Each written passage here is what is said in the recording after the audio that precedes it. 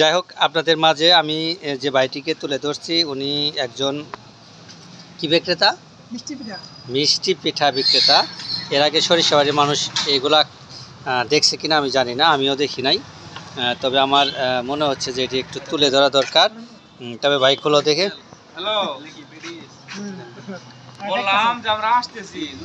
ভাই, আপনার নাম কি?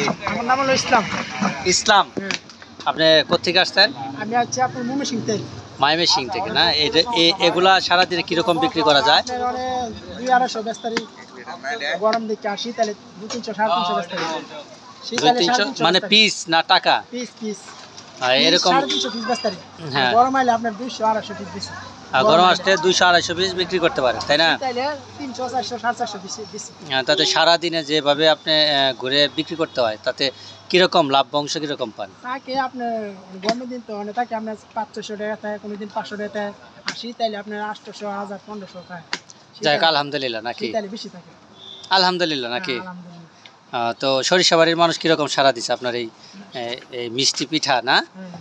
মোটামুটি সরিষাবাড়ির মানুষ মোটামুটি ভালো খাইতেছে। খুব খাইতেছে না? আমিও খেয়ে দেখলাম, অনেক ভালো। আসলে আপনি যেভাবে বলছেন যে এই জিনিসটা আসলে ভালো, ভাই খেয়ে দেখেন। আমিও খেয়ে দেখছি, অনেকটাই ভালো, খেতেও খুব সুস্বাদু। আমি চাচ্ছি যে আসলে এই সরিষাবাড়ির মানুষ এই আপনার যে খাবারটা, এই খাবারটা গ্রহণ করুক। আপনার আহ্বান কি রইল বলেন? আমার আহ্বান খুব ভালোই, সরিষাবাড়ির মানুষ মোটামুটি ভালো খাইতেছে। এখানে আমরা সরিষাবাড়ি ময়মনসিংহতে আইছি সরিষাবাড়ি বেচবার জন্য। সরিষাবাড়ির মানুষ কেমন? ভালো, সরিষাবাড়ির মানুষ খুব ভালো।